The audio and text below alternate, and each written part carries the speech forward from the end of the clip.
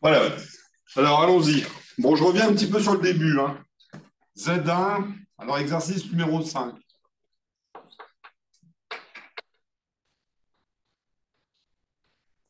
Complexe, hein. Donc, Z1 égale 1 plus I racine de 3. Donc, pour travailler en forme trigonométrique, vous allez devoir calculer le module de Z1. Je vous rappelle que c'est la racine carrée de la partie réelle au carré plus la partie imaginaire au carré. Erreur archi classique, beaucoup d'étudiants mettent I au carré, hein, là-dedans. Ça ne peut pas marcher, hein. Donc c'est bien A carré plus B carré, hein, de tout sous la racine. Racine de 3 au carré, ça fait 3, plus 1, 4. Racine carrée de 4, ça fait bien. Et donc ensuite, bah, vous allez écrire l'argument de Z1. Je vais le faire avec la tangente, hein.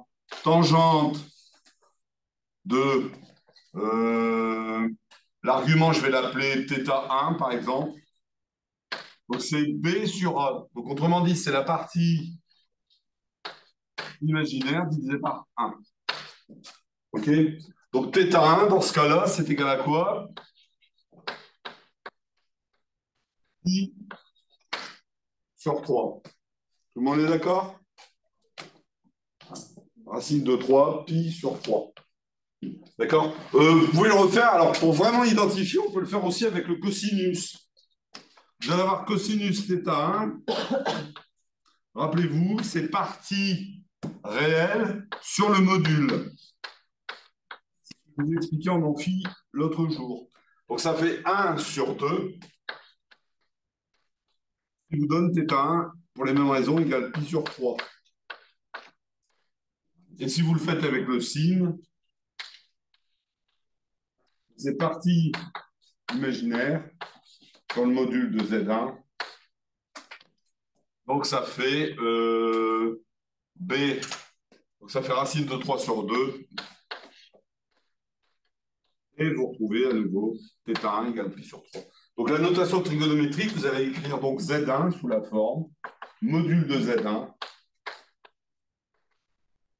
exponentielle de I θ1. Autrement dit, 2 exponentielle de I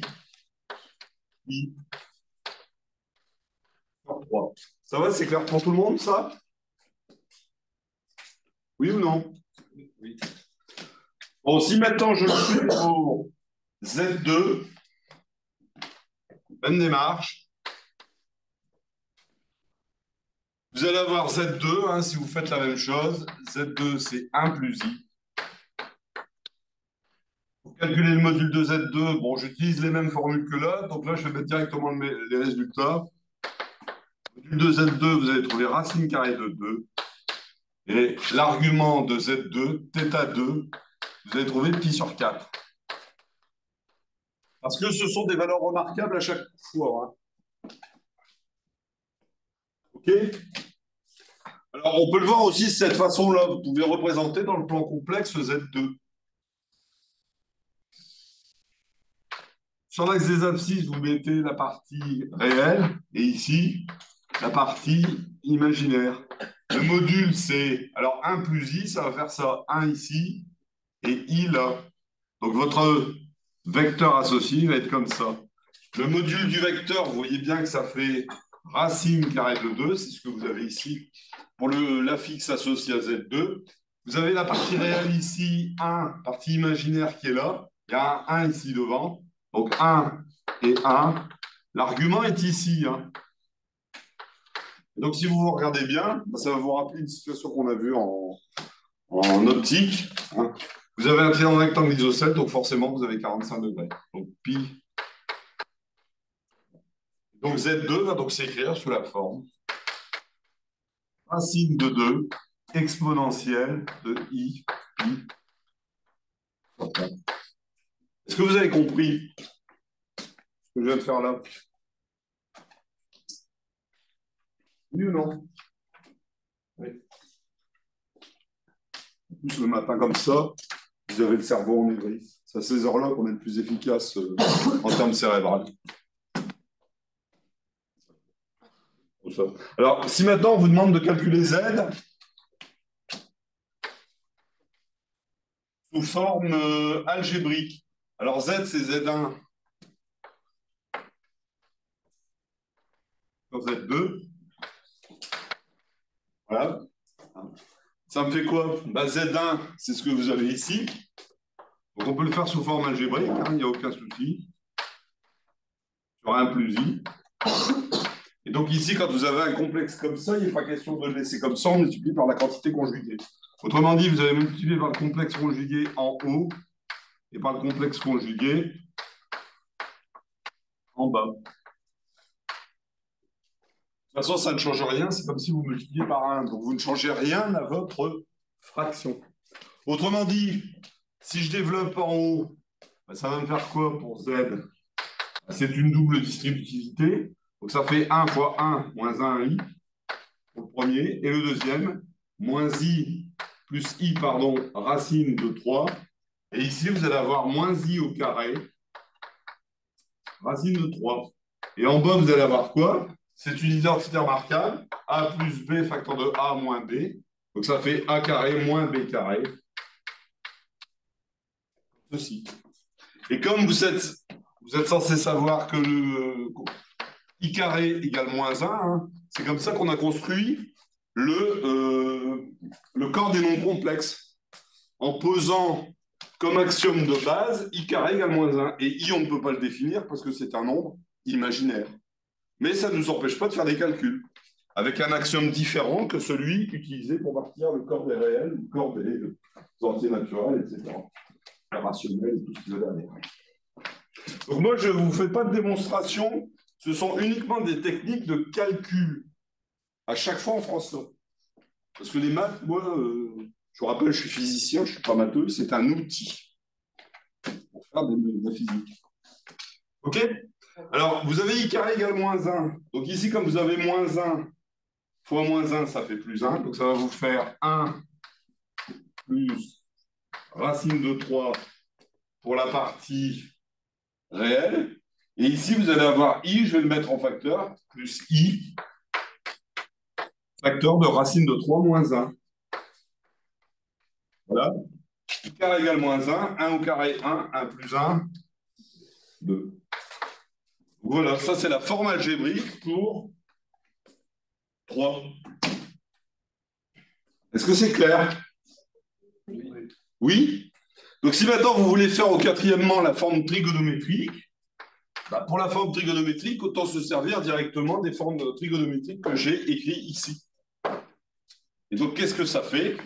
Ça fait Z1 sur Z2 est égal à quoi?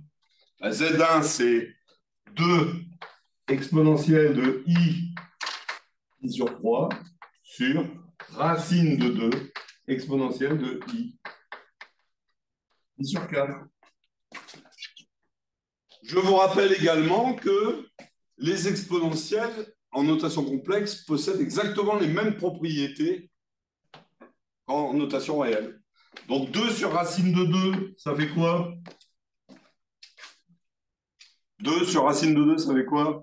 2 racine de 2 sur racine de 2. Non. Ça fait racine de 2. Parce que vous multipliez en haut et en bas par racine de 2.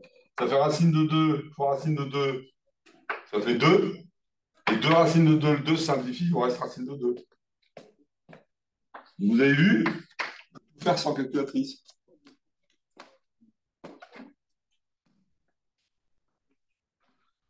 La différence des deux exponentielles, pi sur 3 moins pi sur 4, ça fait quoi?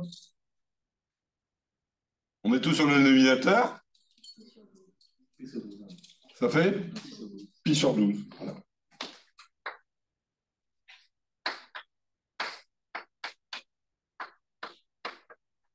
Voilà. Et comme il n'y a pas de raison que ça ne soit pas égal à ça, ben, je vais faire l'égalité entre les deux et je vais arriver aux valeurs exactes de cos pi sur 12 et sinus pi sur 12. Est-ce que vous avez compris mon petit calcul?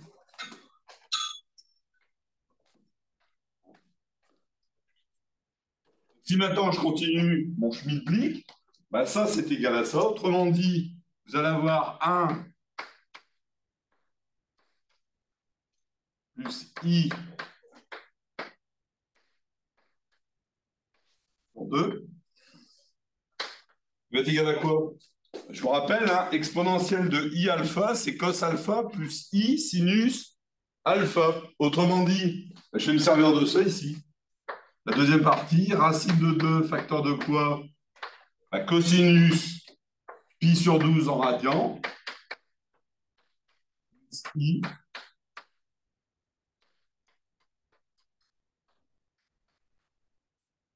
Voilà. C'est clair ou pas? Et donc, regardez maintenant ce que je vais faire. Je vais égaliser la partie réelle. Donc, partie réelle. Partie réelle, c'est ça.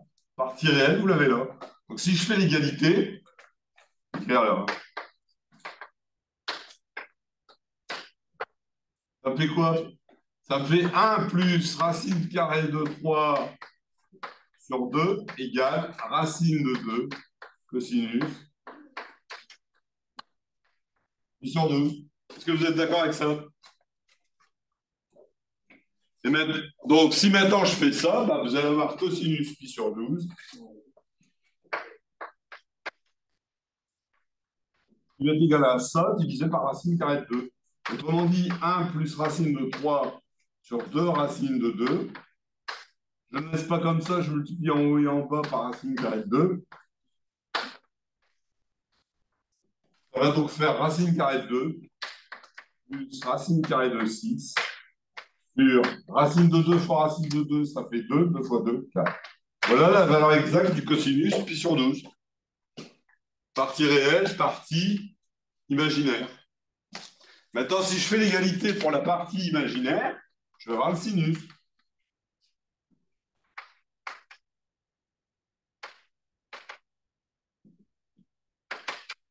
J'imagine que vous n'avez pas fait de maths comme ça depuis le début. Vous n'avez jamais fait de maths comme ça.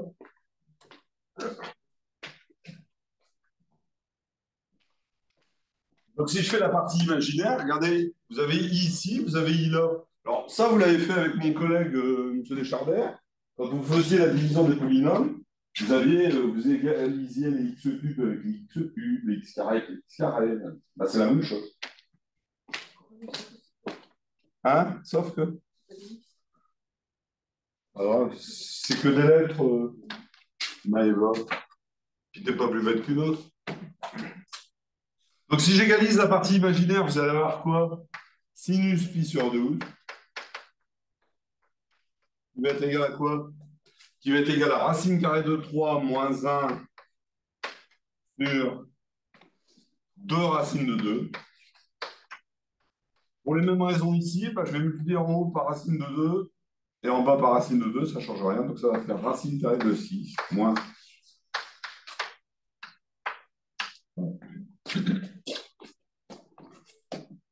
Et vous avez les valeurs exactes des sinus et des cosinus.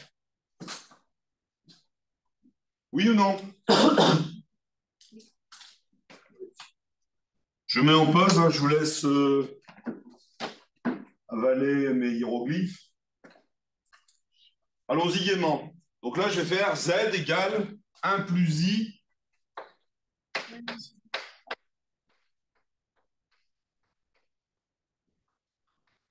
à la puissance 7. Je vous ai expliqué le développement du binôme de Newton, du triangle de Pascal, mais là, je ne vais pas faire A plus B à la puissance 7. On pourrait, mais je vous montre comment on fait. 1 plus I, qu'est-ce qu'on vient de voir? C'est égal à ça. Vous êtes d'accord avec moi? Bon, je vais commencer par le truc simple. Je vais prendre 1 plus I au carré. Ça, vous connaissez. C'est 1 au carré plus 2AB. Jusque-là, tout le monde me suit. Oui ou non? Oui. D'accord? Et donc, ça va me faire 1 au carré Et comme I carré égale moins 1, ça fait moins 1 au bout. Donc 1 plus I au carré, c'est égal à 2I. Vous me suivez toujours? Alors qu'est-ce que c'est que 1 plus I puissance 7? C'est 1 plus I, facteur de 1 plus I à la puissance 6. Vous me suivez toujours? Oui, mais 1 plus I à la puissance 6, c'est 1 plus I au carré à la puissance 3. D'accord? Je vais le noter ici.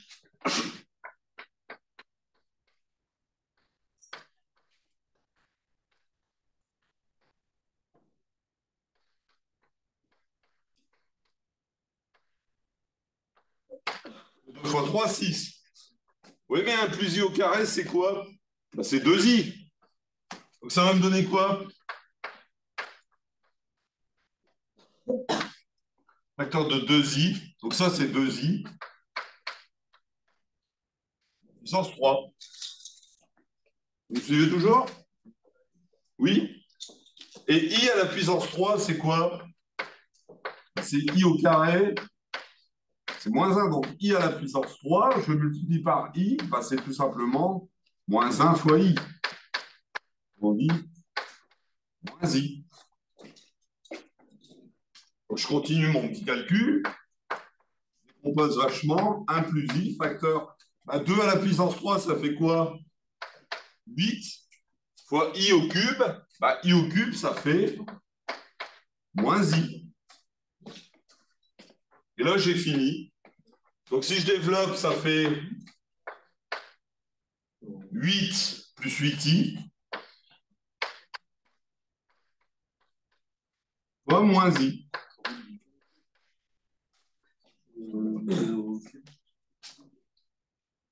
Pardon? Le 8, bah, c'est 2 au cube. 2 au cube fois i au cube. Et comme i au cube, c'est moins i, je peux te le noter là. Je vais marquer ici.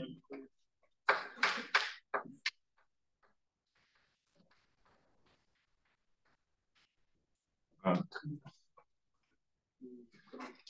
Donc si je développe ça, ça fait moins 8i.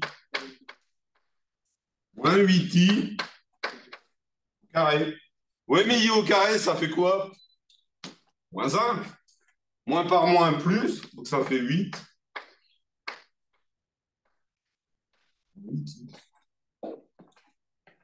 Est-ce que vous êtes d'accord avec ça? Oui ou non? Alors, ça, c'est la méthode compliquée. Donc ça, c'est 1 plus i à la puissance 7, ça fait ça. Méthode simple, c'est celle-là. On va utiliser ça. D'accord?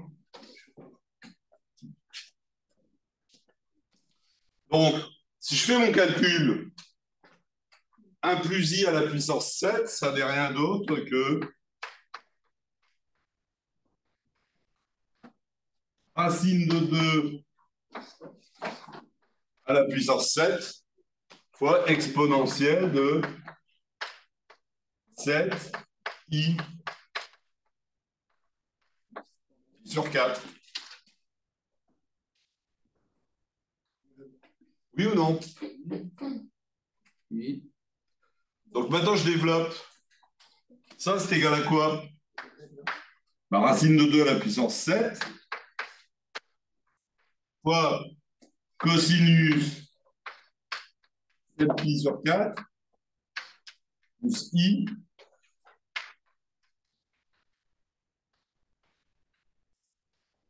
Voilà. 7pi sur 4, ça représente combien?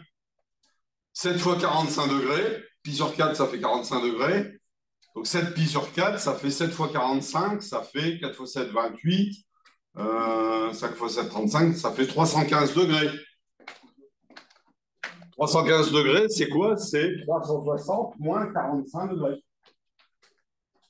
Donc vous allez arriver de l'autre côté du cercle Trigot, qui va être comme ça.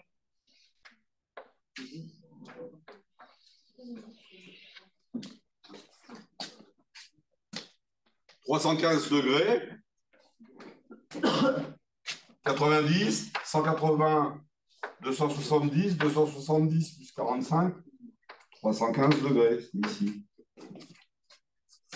Donc votre cosinus, il va être là, vous allez avoir un triangle, un rectangle isocèle ici. Votre cosinus, ça va être racine de 2 sur 2, et mon sinus, moins racine de 2 sur 2. Vous remplacez ça, ça fait quoi?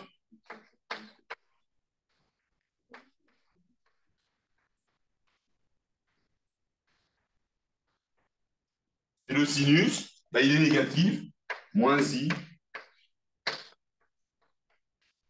Voilà. Racine de 2, vous l'avez là. Vous l'avez là.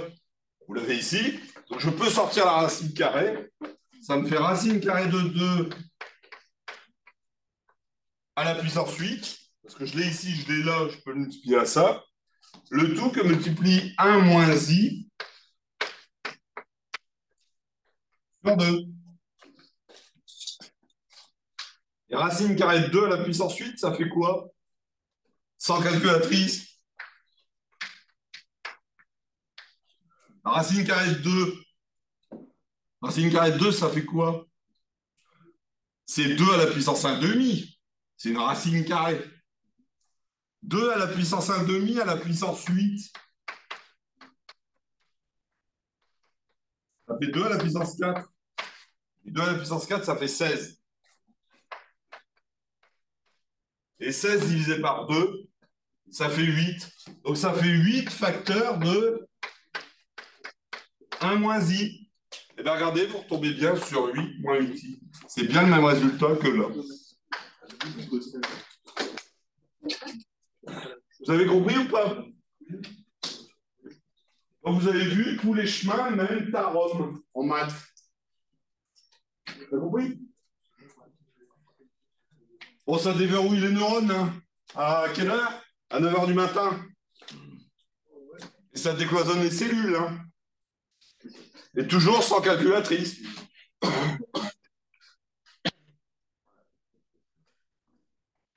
C'est clair ou pas ce que je vais te faire? Bon, bah, si vous avez compris, essayez de me faire 1 moins i à la puissance 8 et 1 plus i racine de 3 à la puissance 10 selon la même démarche. C'est-à-dire avec la forme exponentielle complexe. Hein. N'allez pas faire le 1 moins i à la puissance 8 ou le 1 plus i racine de 3 à la puissance 10. Là, le modulaire d'argument de 1 plus i racine de 3, vous l'avez ici. Et 1 moins i, bah, si vous faites le calcul, 1 moins i, ça va venir de l'autre côté. Le 1, vous allez l'avoir là. Le moins i va être de l'autre côté. L'argument, ça va être moins pi sur 4. C'est clair ou pas? Bon, ben voilà. Vous avez au moins une illustration du calcul avec le nombre complexe. Voilà, fin de l'enregistrement.